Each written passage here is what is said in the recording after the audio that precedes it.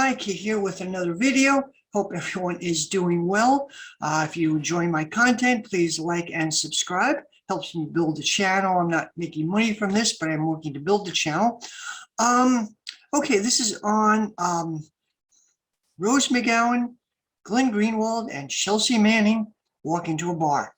Now, I don't have a punchline, but these are three people. I think they're all heroes, world-class heroes, without a doubt, world historic heroes even. Without a doubt, all three of them ran into a collision with the corruption of the Democratic Party and of the security state. The Democratic Party is right now fronting for the security state. And I see that as the main enemy. I don't support the right wing. Recently, the state of Texas has had essentially an abortion ban, which is really horrible. I don't support the right wing. They're an adjunct of the security state. They're kind of constructed opposition. But these three individuals fought the security state, were really persecuted because of this. I don't agree with everything they say, but I think their story is very instructive. Okay, so Glen Greenwald, first of all. About a year and a half ago, I picked up that some leftists didn't like Greenwald, and I was kind of surprised by this. Why would a leftist not like Glen Greenwald? Well, I kind of found out some stuff going on, and I'm going to share my take on it. A little bit of an overview of his history, of his career. Glen Greenwald started out as a lawyer in New York City. He's had a law career for 10 years. He was a lawyer in New York City. He was big on civil liberties, litigation, First Amendment rights. In 2006, he founded his own law firm for First Amendment litigation. And he represented neo-Nazi a couple of times and some right-wing groups, but he believed he's a free speech absolutist. And I understand his position. He's a free speech absolutist, big on his civil liberties. He started a blog in 2005 called Undisclosed Country. This was during the Bush administration after the Iraq War went south, turned into a disaster, and the crackdown on civil liberties. And he discussed a lot of this. He hit both the Republicans and the Democrats, but he was largely seen as on the quote left. Now, briefly, the left, the term left is a bit used in different ways. I'm a socialist, so the term left, I take the left as being the anti-capitalist radical left, the revolutionary left, like Trotskyist, Maoist, Marxist, Leninist, anarchist, other groups, or even social democrats who are kind of on the left who want an alternative to capitalism. The media uses the left in a somewhat different sense, more liberals or the Democratic Party. A variety of leftist YouTubers I watch use it kind of halfway between both meanings. More both radical left and social democrats, people who would vote for a social democratic party if we had one. Anyway, I'm kind of using the left sort of in that term, in that sense. Okay, Glen Greenwald was regarded as on the left. His blog, Undisclosed Country, won awards, became wildly popular, very influential. In 2007, Glen Greenwald started writing for Salon.com. He kind of basically moved his blog over there. Salon.com was, I haven't read it in years, and neither has anyone else, but I used to be an avid reader of it for a few years. I think it was back in, I think it was either 2011 or I think it was 2012, a family member gave me a Kindle Fire for a Christmas present, and I loved it. Now I stay away from Amazon products these days, but the Kindle Fire was a nice present. I'm an obsessive book collector, and I kind of downloaded literally several hundred books on it, because you're not supposed to do it. Amazon was kind of upset at me. They froze my account because I used it to download books for free from other sources, and Amazon was not picked up what I was doing. They froze. Anyway, the Kindle Fire had a carousel that had an app on it, which is kind of like a carousel, and it was really great. It had gave you every week or every 2 weeks, gave you these magazines. You could select which magazine you wanted, and like sports, high tech, the tech industry, politics, history, and it was a lot of fun. I picked these magazines, and it was free, because free subscription to these magazines, a dozen or so different magazines or articles from them. Anyway, and it was a lot of fun. And I started reading Salon.com around that time, and Amazon, Kindle Fire. Ended that app. It was a lot of fun while it was ended it, but I started reading Salon through that and picked up on Glen Greenwald. He was really good, right? He made Salon.com. He was the most famous writer. He made them. And Salon had some influence during Occupy. I'd say they're kind of like a somewhat more leftist, edgier version of the New Yorker, I guess. Some really good writers. Can't think of any off the top of my head. There's one guy who was a therapist, or he wasn't a therapist, but people would write him about their psychological problems, and people were very open about it. And he'd give advice. It was kind of some interesting stuff. Anyway, Glen Greenwald was an amazing writer. One article he wrote in Salon from around that time was on San Francisco Pride. Originally, some people in the Pride March, the San Francisco Pride was like the flagship, the flagship march of the Pride movement of the LGBT movement. So some people wanted to pick Chelsea Manning as their captain.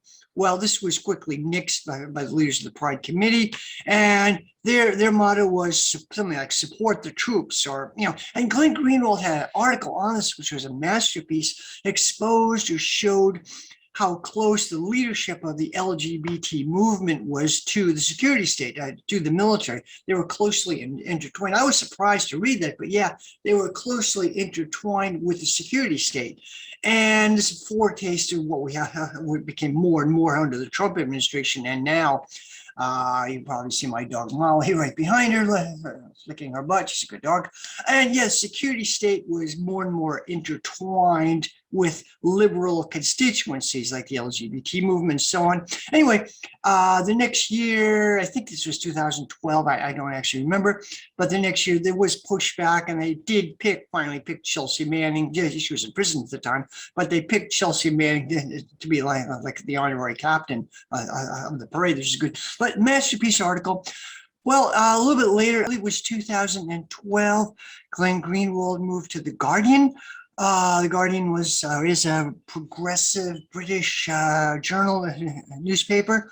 They have some good stuff. They were started, I believe they date back to way back in the 19th century, in 1814, in the wake of the Peterloo Massacre outside Manchester, England. There was a working class protest movement, which was fired upon by British troops.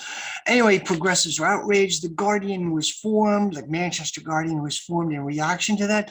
The Guardian is not left-wing exactly, and they later on played kind of a shitty role with Julian Assange, and sort of sold him up the river, but that's a later story. They do provide some space for some leftist critique. So anyway, around 2010 or so, 2012, they moved. They had a branch in the U.S. They opened an affiliate in the U.S. I think it's online only. I'm not really sure, but it was a breath of fresh air. U.S. newspapers have becoming very like stale, sterile, super partisan. Like U.S. media is narrow, Democratic, Republican, partisan, but also no one's really not taking any risk there. But anyway, so the Guardian sort of came in as a breath of fresh air and picked up Glen Greenwald began writing for them. He had a column, amazing writer. Anyway, Glen Greenwald began writing for The Guardian. Okay, and I believe it was 2013, Edward Snowden contacted him. And who is Ed Snowden? Ed Snowden he was from North Carolina, came from a long military background. Many of his relatives had worked for the military themselves, like military technology, military technocrats. So that was his background. And it was kind of expected he would go in the same direction. He dropped out of high school. Apparently he had I guess his senior year in high school, he had mononucleosis and he was out for a year. And he decided not to. He could have taken a GED or something, continue with it, but he didn't want to. He was bored by it. I totally understand that. I was pretty bored by high school myself, and I seriously don't think I got much out of it. But anyway, he apparently did take classes at University of Maryland, like UMAC. University of Maryland, interestingly, has the contract for, quote, military education. In another lifetime, I actually worked as a civilian guidance counselor for a U.S. Army base in Germany. Another lifetime, and I hated the military back then, but I was a civilian guidance counselor, and I worked with, like, supposed to help Army guys work on a college degree. In UMAC, University of Maryland, is one that had the contract for, quote, military education. It's pretty corrupt. Anyway, he apparently worked towards a high school diploma. But anyway, the upshot of it is Ed Snowden picked up really great tech skills. He was this computer analyst, software analyst for the CIA. As I understand, he worked directly for them, or CIA and the NSA, for 3 years. And then for 6 years after that, he worked as a contractor, like for, I think, Dell, and then another company, Booz Hamilton Allen, military contractor, who apparently they paid. He did the same work, but they paid more. And by the time he contacted Glen Greenwald, he was in Hawaii. He was literally making $200,000 a year without a high school diploma, which is pretty amazing. If you have, technical skills or skills useful to the ruling class or useful to the security state, they can reward. You can really be rewarded big time. So anyway, he, to his credit, Ed Snowden had a crisis of conscience. He saw, the NSA, National Security Administration, was literally spying on the entire planet. They have a massive data gathering program. Some of it started like around 2007 or so, late Bush administration, but it was continuing. Some of this goes way back, but really accelerated in the Bush administration. And massive data mining, massive data gathering is illegal and unconstitutional in many ways. So people have criticized Ed Snowden for not going through channels, but he did go through channels. He did complain, but it didn't get him anywhere. So he had this plan now for quite a while in advance. He contacted. He was a leaker. He was one of the biggest leakers in history and enormous hero for what he did. He contacted Ed Snowden. Ed Snowden contacted Glen Greenwald. He was familiar with Glen from his writing salon.com. He followed him. Well, there's the story of how they met, how they interact is kind of interesting. Glen Greenwald was apparently kind of a klutz with the security. Snowden tried to show him how to do encryption, and Greenwald was kind of impatient about it, didn't really understand, or was kind of very frustrated and impatient by it. I would have been the same way, to be honest. So Snowden almost gave up on him at several points, but finally convinced him to carry through with it. Well, one of the early things just to show, Greenwald was skeptical of Snowden. Snowden showed him that he was for real, showed him a court order, a secret court order to Verizon, ordering Verizon to deliver the log, the information of all their phone messages, all their messages, give it to the NSA, which they did. That was one of the very first leaks, and this convinced Greenwald. Glen Greenwald, yes, Snowden is for real. He's definitely for real. So Snowden had this planned in advance. He went to Hong Kong when he revealed. He went to Hong Kong, and Ed Snowden, Laura Poitras, and a Guardian journalist, Scottish journalist named, I believe, Ewan McCaskill, I believe his name was. He was close to retirement, elderly guy close to retirement. All three of them went to Hong Kong, met with Ed Snowden. They were still a little skeptical, but finally they worked things out. And Snowden gave Glen Greenwald a ton of this information, huge amount of information. And with the condition that he wanted him to reveal it a little bit at a time, not like a data dump, just disclose it a little bit at a time. It would be more effective that way. So, which is what Glen Greenwald did. There was also a Washington Post journalist involved in this, and I don't remember his name. He also, Snowden contacted him, I believe, but he didn't really like this journalist. This Washington Post journalist was more mainstream. He said he wanted to clear with the government first before he published anything. And Snowden didn't really like or trust him, but that's a whole nother story. But the main figure in all this was Glen Greenwald. And yes, in The Guardian and in other places, Glen Greenwald published the Verizon story.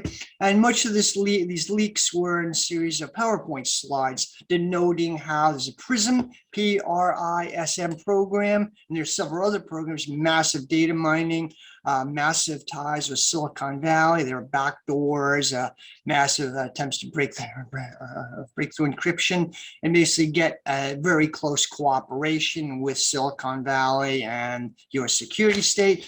So over a period of time, Glen Greenwald published a series of bombshell articles, and some other people did as well, mostly in The Guardian and in the Washington Post and elsewhere. And it was a bombshell. I remember I used to watch around the time 2014 the CBS Evening News with my mom and my sister. I mean, it's crap. CBS, most mainstream media is crap. But I'd watch it more. It tells you what's happening in the world. I remember during that time, they had this drumbeat that China was committing industrial espionage in U.S. high-tech companies. And it was every night or every week, there's a drumbeat, they bombshell revelations. China is stealing from our high-tech companies, and more evidence of these nefarious things the Chinese were doing. And finally, it was honed in on one, and every night they'd have this. It was like a feature segment in the news, like a small segment, China's industrial espionage into American companies. Now, one is finally honing on the high point. It was like building up tension. This narrative was building up tension. High point, the Chinese were operating, this whole spy operation was from one building in Shanghai. Okay, now my take, yeah, the Chinese are probably committing industrial espionage on a massive basis. So fucking what? I mean, more power to them. I'm cheering them on. So what? Silicon Valley wouldn't hire me. I actually tried to get a high-tech job at one point. Silicon Valley wouldn't hire me. They're very corrupt. They're the oligarchies, people making massive fortunes. And the U.S. did the same thing in the 19th century. U.S. stole intellectual property rights left and right. I mean, U.S. didn't even have a copyright law until like the late 19th century, as far as I understand.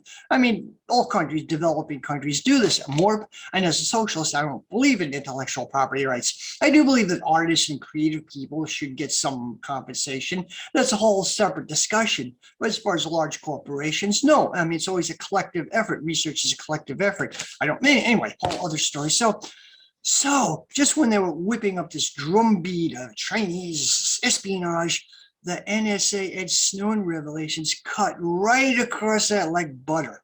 And of course, the powers that be were enraged. Ed Snowden, by the way, he was in Hong Kong for, I think, 2 weeks.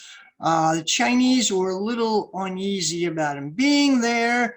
And so he went to fly to Ecuador, and Ecuador granted citizenship to Julian Assange. And at the time that was sympathetic, the president was sympathetic. He went to fly to Ecuador. The U.S. froze his passport. And so he was stranded. He flew to Russia, like Russia kind of said they temporarily recognized his passport. He flew to Russia. He was stranded at Sheremetyevo Airport in Moscow. I've been to Sheremetyevo. They have Sheremetyevo 1, Sheremetyevo 2. It's been a while, but okay. He was stuck there for a month. He was like stranded. He was the hotel, like a airport hotel, like stranded there. Very expensive. And finally, they did. Putin granted him political asylum. He is a U.S. political refugee, and apparently he's doing all right. In 2020, he got Russian citizenship. He still has U.S. citizenship. He can't come back to the U.S. There's an indictment. He can't come back to the U.S. He'll be treated like Julian Assange or Chelsea Manning. He'll be probably in prison and tortured for the rest of his life. I mean, they're not gonna. But what he did was an enormous service to humanity.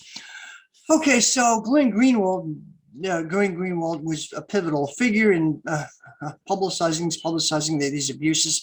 He was in Brazil. The security state went after him. Okay, he was living in Brazil with his partner, his husband, David Miranda. Story of how they met is interesting. As I understand, He, for some reason, went to Brazil for vacation. He was apparently playing tennis. David Miranda was a young, kind of a dropout, working class, roustabout guy. He was working at the tennis court, and he accidentally spilled Glen's drink. But they met and developed they're both gay men. They both met and developed a relationship. David Miranda was involved in a leftist network, and yeah, Glen Greenwald convinced him to continue his education, and he did. And he got involved in this leftist network, and he's a member of PSOL, which is a political party, a socialist party in Brazil, and now he's a deputy in the Brazil, socialist deputy in the Brazilian parliament. And Glen Greenwald and David Miranda live together. I think it's outside or in Rio de Janeiro. They were in a high security compound with the security state of several countries. Is not very happy with them. So right after, a little while after that, a series of articles were published by The Guardian. At one point, David Miranda, he was like acting as a go-between. He was in Germany with Laura Poitras, and we're working on some of this documentation. He apparently went to London like for a layover, and he's going to go back to Brazil. Well, the British police got him, arrested him, and detained him and questioned for 11 hours, which is insane. It was harassment. They kept him for 11 hours. And anyway, another incident, the MI5, British security, they had The Guardian smash their hard drives, and The Guardian acquiesced to it, like they weren't really going to back up. Greenwald, they acquiesced to it. Well, okay, it's a horrible story right there. And Glen Greenwald has said during that time period, this is during the Obama administration, during that time period, he couldn't go back to the U.S. His lawyers strongly advised him to stay in Brazil. James Clapper, head of the CIA, and the intelligence community hated his guts and were really pressuring Obama to go after him. And there was a very good chance if Glen Greenwald went to New York, he was going to come to the U.S. in a public appearance. His lawyers strongly advised him, don't. They're probably going to have a subpoena. They're probably going to arrest you. And if he did, he would have still been in jail today, tortured, possibly the rest of his life, like Julian Assange or so many other, Chelsea Manning or Edson. They would have treated him like that. So he stayed in Brazil for another couple of years. He's been back to the U.S. since, but there was a long period where it was dangerous for him to come to the U.S. It's known he's a hero. He's not a socialist. He's not a leftist exactly. He's a liberal, traditional civil libertarian, like believes in bourgeois democracy, believes in the system. There's a story. I was in a hotel in Moscow, and Indian activist, right, Arundhati Roy, and a few other people met with him. And he kind of jokes, said, are you people trying to convert me? Like trying to convert from to leftist politics. I don't think they quite succeeded, but he's still a hero. He got Russian citizenship, I believe, in 2020. Okay, so Glen Greenwald, I believe it was in 2013, he moved to The Intercept. The Intercept was started or funded by Pierre Omidyar, Silicon Valley billionaire, who's kind of seems to be a right-wing libertarian. Anyway, they funded the Intercept. So Jeremy Scahill, who did work exposing Blackwater and mercenary outfit, journalist Jeremy Scahill, Laura Poitras, and Glen Greenwald were the three founding members of the Intercept. And he was at the Intercept until, I believe, 2019. I have some questions. The Intercept they do some good stuff. They're kind of regarded as constructed opposition. I mean, they criticize the system, criticize capitalism. They've already have leftist writers and editors. They've criticized Biden. They've criticized the Democrats. But at the final end, they finally support the system. Like I remember Hunter Biden, Burisma stuff. One writer for the Intercept kind of sort of defended what Joe Biden did in Ukraine. It was kind of they seem like they're left opposition, but ultimately they support the ruling class. They've exposed whistleblowers who they play a shitty role. I think, as far as I know, I think Glen Greenwald generally played a good role, as far as I understand. I'm not sure why he was there as long as he was. Laura Poitras left the Intercept pretty early on. Well, finally, Glen Greenwald finally left the Intercept, I believe, in 2020 over the Hunter Biden laptop thing. Okay, that's a whole story, whole odyssey. Hunter Biden, Joe Biden's son, is famous for being a crackhead and a cokehead. His first wife left him because he'd spend all his money on sex workers and strip clubs. Literally go through all their money. He went through all their money. As a sleazy character, he was working for and became a big election year issue for Burisma, which is like a petroleum company in Ukraine. He was paid the outrageous something like $50,000 a month or something outrageous, something like that for apparently a make work job, and he was a known person to have known addiction problems. And I don't, I empathize with anyone struggling with addiction, of course, but supposedly in the position he was to have a known addiction problem, you got to be a little careful. Anyway, some weird stuff was going on. That was a big election year issue, Ukraine stuff. And he also was in Hunter Biden was in China and elsewhere. Well, there's a story, it hit in 2020, approaching the election, story that Hunter Biden had dropped a laptop off at a pawn shop in Delaware and apparently forgot about it. And then it surfaced, some emails surfaced. The New York Post published some of this, and various other mostly right-wing outlets. And the idea that Hunter Biden had been involved in influence peddling in a massive basis, Ukraine, China, and a few other countries he was essentially, his father was vice president. And he was involved in influence peddling, apparently. Now, this was initially ignored by liberal media. U.S. media is totally partisan, Democratic or Republican. Liberal media would just ignore it, and then they make fun of it when they couldn't ignore it. The right-wing or conservative media made a big thing out of it, and there's stories of pedophilia. I don't know about that. There was one, I posted some writing on this on Facebook, and that was like my first fight with some of the Facebook shitlibs, people who were ostensibly leftists, but still connected to the Democratic Party narrative. I posted this thing about, which I think it sounded very accurate. Well, two people got really upset. One person said it was like the Protocols of the Elders of Zion. No, another person said, why are you posting this shit? And he was an older man who was a veteran of the Socialist Workers Party. He left years ago, but I thought he was an interesting guy. He was a Facebook friend. He got pissed off at me for posting this thing on the Hunter Biden laptop story. Now, I don't support the right wing. I don't support the Democratic Party either. They're both shit. I think it was important to expose the corruption of the Democrats. This wasn't a tag. Now, forensic analysis like email chains, some verification that this is accurate. It's not a made up story. It's accurate. It was known at the time that the FBI was looking into it. The Hill, actually about a couple of months ago, finally, liberal political talk show, more or less liberal, was talking about there. The commenter said, okay, but why the hell weren't you talking about this a year ago? Forensic analysis kind of has confirmed that this is largely, the laptop story largely is true.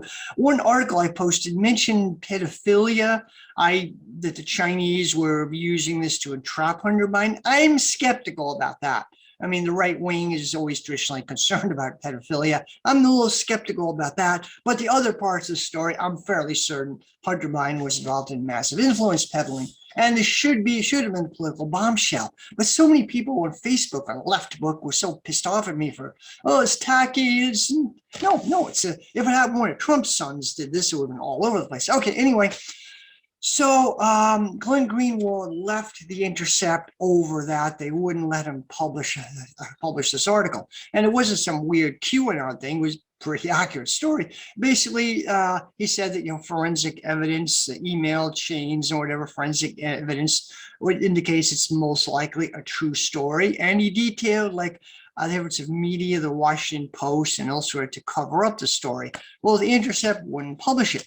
Naomi Klein, I think Naomi Klein was one of their top editors, and she's a big censor. Nope, we can't. Glen Greenwald left over this. He said, my working for The Intercept, there was some understanding I'd have journalistic freedom, and you're blocking this. He got really. I think there was some tension going on between him and the rest of the Intercept for quite a while earlier. He explains this in several videos. He could explain a lot better than I could. Really interesting story.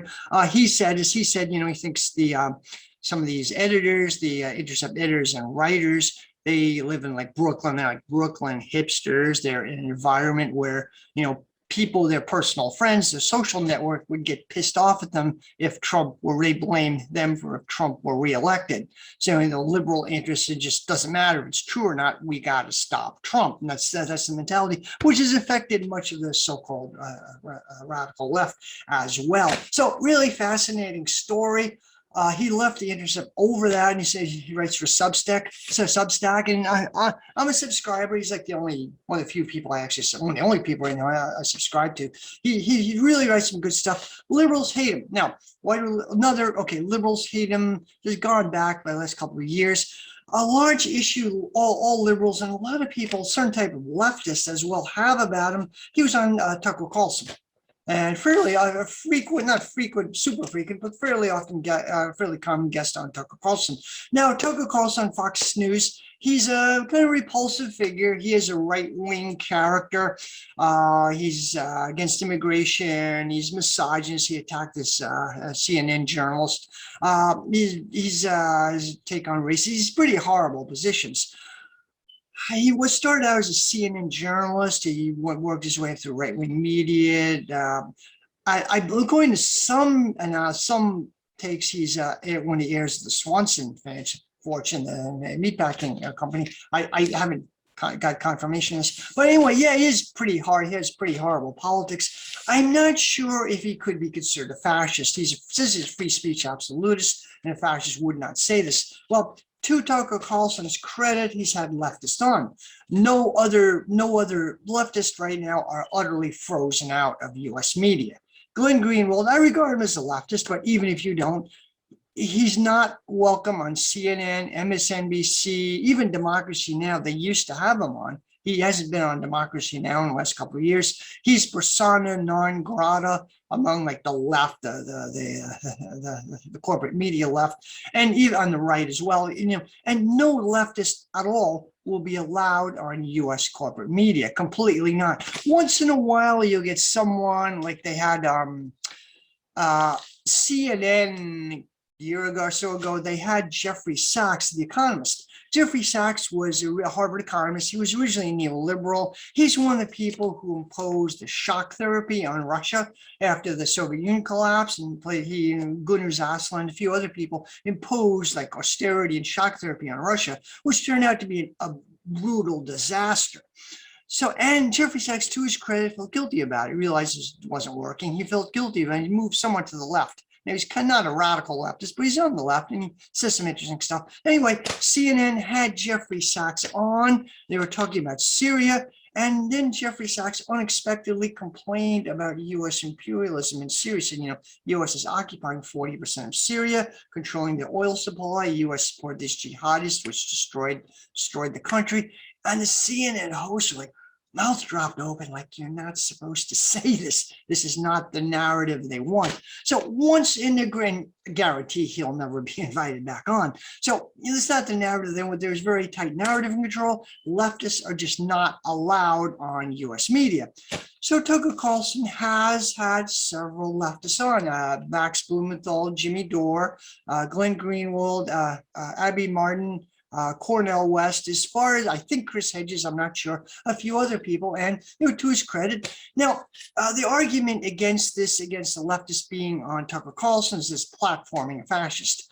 I think, the idea, I support no platforming fascists. The idea, the famous example is in the Battle of Cable Street in London, 1936. It was a British Nazi group, the Union of British Fascists, led by Oswald Mosley, who was a lower-level British aristocrat who he was a Labour politician, then he became a neo-Nazi. He had this march through a Jewish neighborhood of London, Cable Street. It was an obvious provocation. It was supported by the police. It was smashed both by the residents of this community and by the left. There were communists, Trotskyists, various socialist groups. Energetically, it was a battle. It was a big street battle. I think it went on for a day. It was a big street battle. The cops, of course, supported the fascists, as they usually do. But the movement was smashed. The Union of British Nazi movement was smashed, largely smashed. They had planned a series of rallies in the north of England afterwards, and this stop their momentum. And the context of it, Nazi Germany was a thing. Hitler had come to power. It was just a few years earlier. I believe this was after Kristallnacht, but it was before the whole extent of the Holocaust had become known, but, you know, a couple of years before the Second World War. So, I mean, it was a pivotal point in history, and this was important to no platform. Fascists should not feel secure in our communities. And yeah, I totally agree. Yes, but refusing to be on Tucker Carlson is not the battle Cable Street. I think that's kind of absurd. No one will confuse the politics of Max Blumenthal with Tucker Carlson, or Chris Hedges or Cornel West. No one will confuse them with Tucker Carlson. Really, Tucker Carlson has, I believe, 8 million viewers, the largest platform of any news analyst. Now, news analysts in general started tanking, like in the Obama administration. No one is watching them because they're bullshit. No one has a real systemic analysis. They're highly partisan with their respective political parties. No one has an independent analysis. Well, they started to make a comeback during Trump with Russiagate. Everyone was tuning in like the Rachel Maddow to get the twists and turns of the Russiagate saga. Well, after Russiagate disintegrated, they again left, like no one's watching Rachel Maddow anymore. People came to Tucker Carlson. Why? Because he offers an anti-systemic analysis. It's wrong, but he's basically, I don't think he's a fascist, but he's a right-wing populist. And he initially starts to sound like a Marxist. He'll talk about the ruling class or the corporate elite. And he actually does denounce U.S. involvement in Syria and U.S. imperialism, and put it like that. He's sure as hell not a Marxist. He is a right-winger. He does have some pretty horrible positions. But you know, it's a platform. He's offering up, to his credit, he does allow leftists a voice, and they're completely blocked out of the rest of U.S. media. So when you're going to Tucker Carlson, is like, like now he's persona non grata. He's completely canceled by Glenn Greenwald, sorry. Glenn Greenwald is completely canceled by liberals. He's persona non grata, and even some people on the radical left. He said Glenn Greenwald exposes the hypocrisy of liberal narrative, not the hypocrisy, but the authoritarianism of liberal narratives, which, as I said, I really think the security state and the Democratic Party-aligned media have pretty much merged, and they are pushing this deeply authoritarian narrative. And Glenn Greenwald, wherever his politics, he's a free speech absolutist, he's a civil libertarian, and we need people like that. He's exposing this in so many ways. Other things, he said, Tucker Carlson, a famous statement a little while before the election, said something like, Tucker Carlson is a socialist. And people were outraged by this. Oh yeah, so much for Glenn Greenwald. He's an asshole. Oh, Tucker Carlson. You read the article. No one who quoted that actually read the article. Basically, what he was saying is, within the Tucker Carlson is a socialist within the context of American politics. Like, if you think Bernie Sanders is a socialist, you'll think Tucker Carlson is a socialist. He's absolutely right. They both accept the framework of bourgeois democracy and the framework of underneath all neoliberalism. Well, they both are on the extreme ends of it. They both kind of accept a lot of the same basic. And I think he knew he'd be quoted out of context. I think he was trolling. I think he was trolling liberals. Basically, to be honest, I think he was deliberately trolling. He knew he'd be taken out of context. I mean, obviously, he knows what socialism is. He said this in his article. His partner, David Miranda, is a socialist. He's a member of PSOL. Well, so anyway, liberals really hate him. He's said a few other quirky things. He's defended this woman publishing an anti-transgender book. Now, a British woman. Now, Glenn Greenwald himself is not a TERF. He's criticized TERFs. He's strongly criticized by British TERFs, but he's a free speech absolutist. He defended this woman's right to publish his book. It doesn't mean he doesn't agree with her. Now, no single individual in the 21st century has done more to fight fascism than Glenn Greenwald. Now, in Brazil, really a bit complicated here. He's living in Brazil. This guy, Lula was a social democratic president of Brazil. He's Luiz Inácio Lula da Silva. He's in the Workers' Party, one of the founding members of the PT, or the Workers' Party.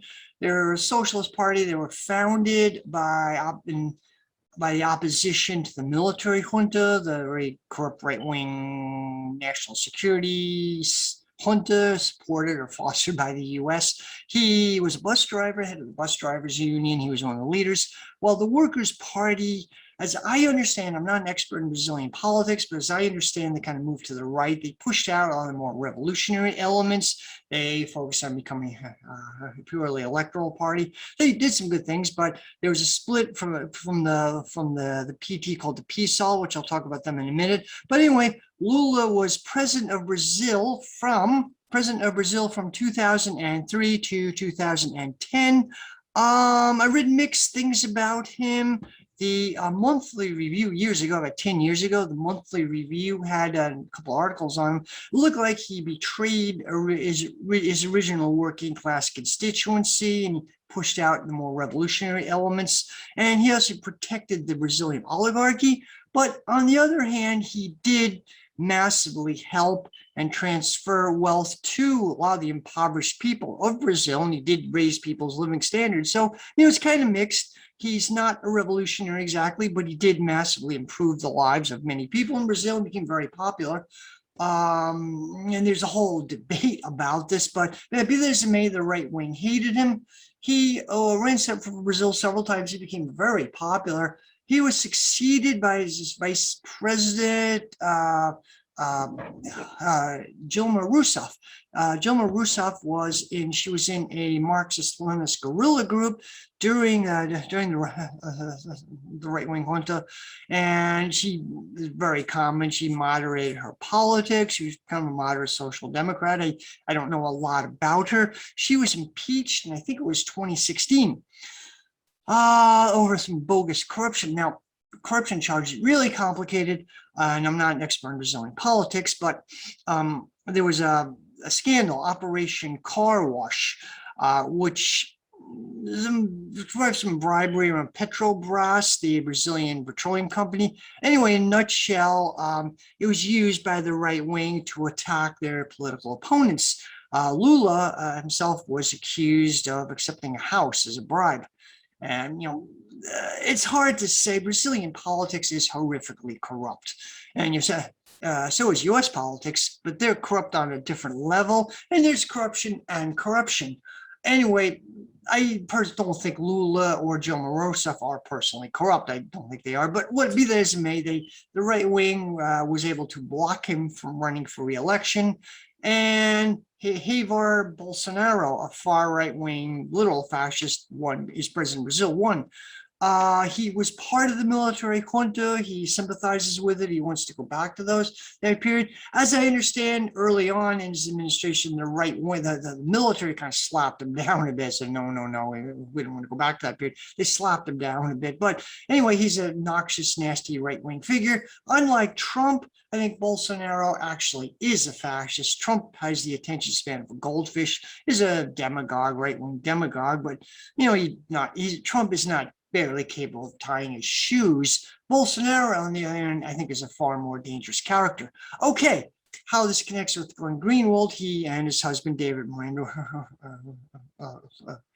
live in Brazil.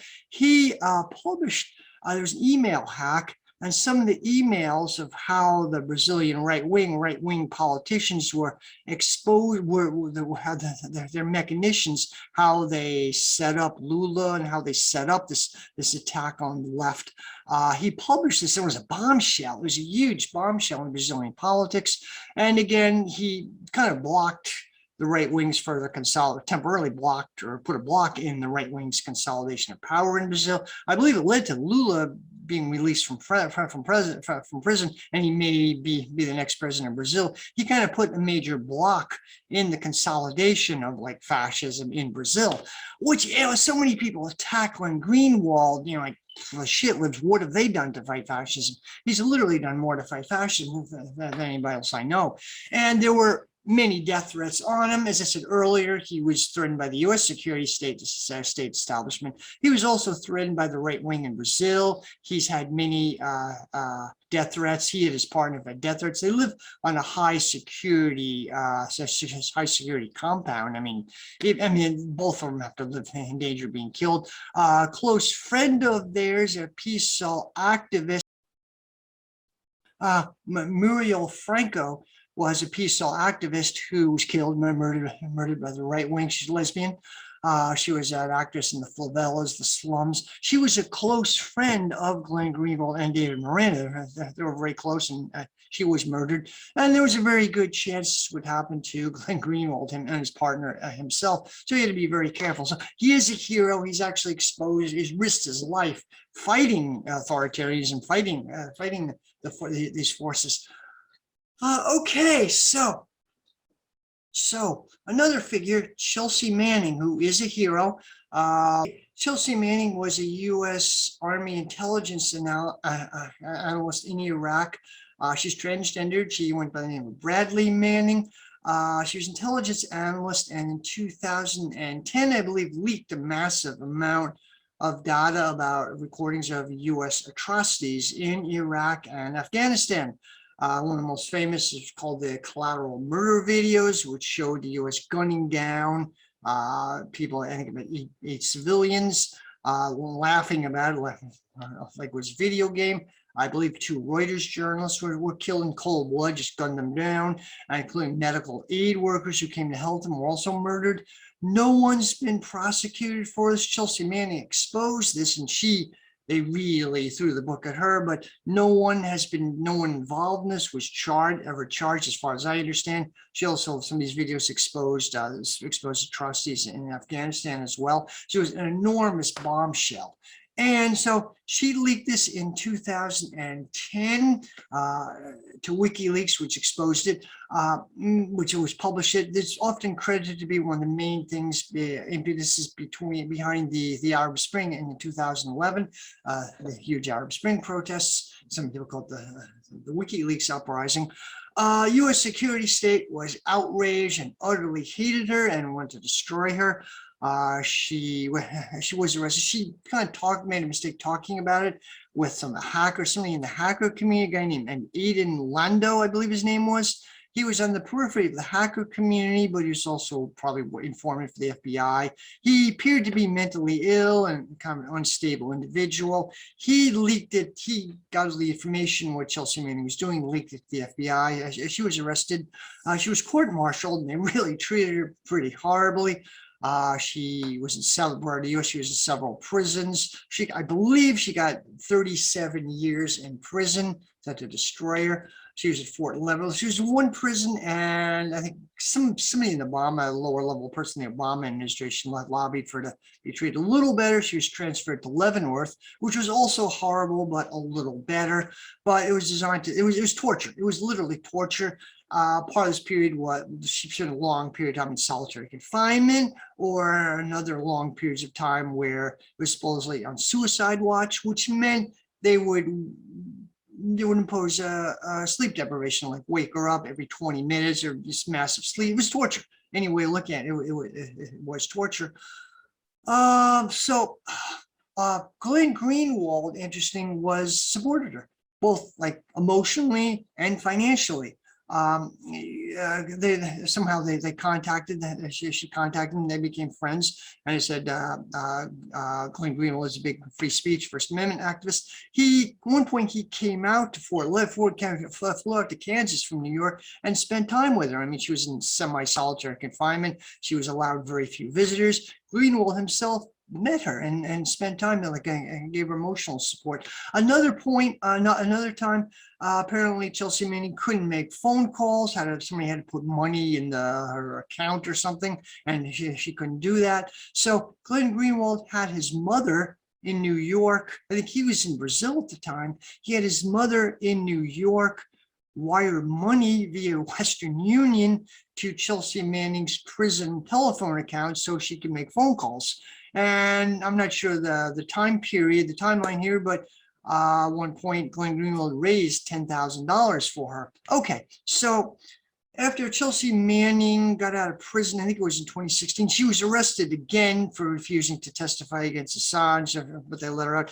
She was suicidal several times. She's not emotionally stable, which is fully understandable. Okay, so the crisis came out very recently, big fight. Apparently, she recently began, Chelsea Manning, a Twitter fight about a couple weeks ago, began attacking Glen Greenwald, said something like, "I'm really sorry. I don't have $10,000 to return to you. I'm really sorry. I trusted you. I'm really sorry. I should have defended people who you've hurt." And it was kind of vague and cryptic. And so people were shocked by it, like, what's going on? Well, apparently Chelsea Manning did become a shit lib. She's apparently Glen Greenwald on his Substack, and he talked about this in several YouTube video interviews with Jimmy Dore and elsewhere. Apparently, Glen Greenwald has personally supported her and extended friendship and emotional support and financial support. Apparently, after Chelsea got out of prison, I think in 2016, there was no further contact. Like, no.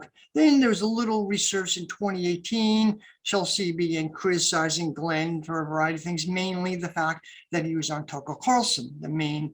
Apparently she's involved, she lives in Brooklyn, and apparently is involved in some activist group working to get Tucker Carlson off the air, which strikes me as kind of ridiculous. I don't like Tucker Carlson, but if he's off the air, someone just equally right-wing, maybe worse, will replace him. He does offer some space for some leftist analysts, but shit libs really, campaign to get Tucker Carlson off the air. Anyway, was really this simmering anger.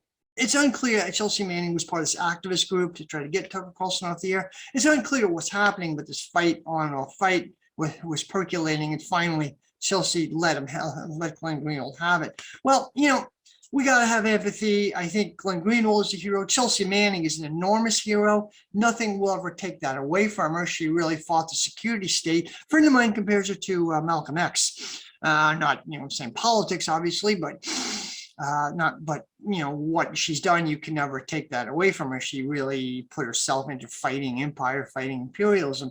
Yes, she probably has a case of Stockholm syndrome.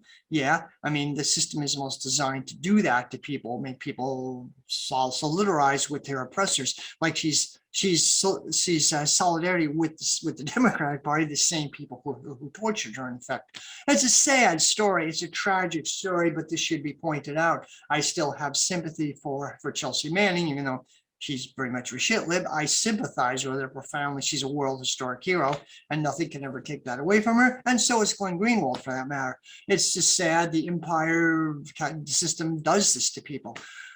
Okay, Rose McGowan. So Hollywood has long been known for misogyny, abuse of women, sexual abuse, rape. There's the famous casting couch. Like, it's pretty much understood. You get great roles, good roles, especially young actresses have to sleep with the producer. It's kind of understood. In there was a story, and there was this classic back in the 1930s, a classic Hollywood producer, Hal Roach. He produced a lot of comedies, Laurel and Hardy, Our Gang. He seemed like a creative guy, very huge guy in Hollywood at the time, the 1930s. 1937, Hollywood had this huge party, and I believe it was at his ranch. Huge,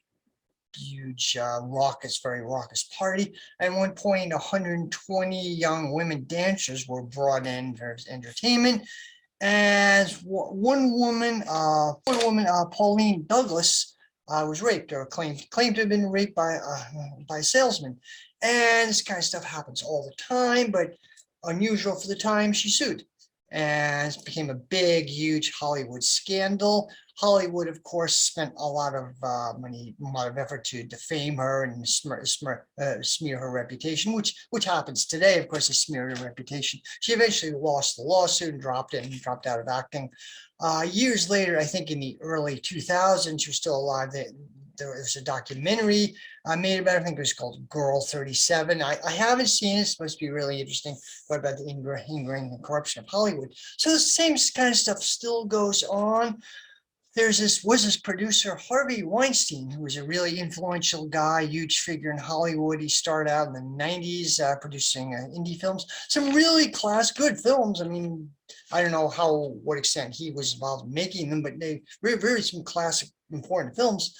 But he was also well known to be extremely horrible around women. He was a massive, he was a rapist, sexual abuser. One person said, he has a movie factory, but it's also his movie factory doubles as a rape factory. He founded, I believe, Miramax and then moved over to some other studio. It was well known what he was doing. Also, he was a very big donor, big wheel in the Democratic Party. He was the single largest Hollywood donor to the Democrats. I forget exactly how much he gave, but it's fairly large. He was close friends with the Clinton. There are many photos of him with Hillary Clinton, and it was well known what he was doing. It was well known, but it was covered up. It was covered up for a long time. There were several like Hollywood, and he was very powerful. Hollywood was very powerful, both politically and culturally. And any attempts to expose us were blocked. I'm honestly surprised why, except for the Pauline Douglas case back in the 30s, as far as I understand, there hasn't been much of an attempt by the feminist movement to fight against this. Maybe there has, but I'm not really aware of it. Hollywood is culturally and politically very powerful, so they can stop anything like that. But there was an article came out. Well, there were attempts to expose Weinstein, but they were blocked. Now, then finally, avalanche began. I believe it was in 2017. The New York Times finally ran an article exposing Weinstein, and then the avalanche started after that. No one knows why. It's a theory that like print media, kind of complicated, but print media has been losing out to online media, particularly the business model they adopted in the 1990s. They're more advertising generated, and they lost a lot of their base, and print media can't really compete with online media. So the New York Times acted and still acts as a gatekeeper, but they were losing that ability.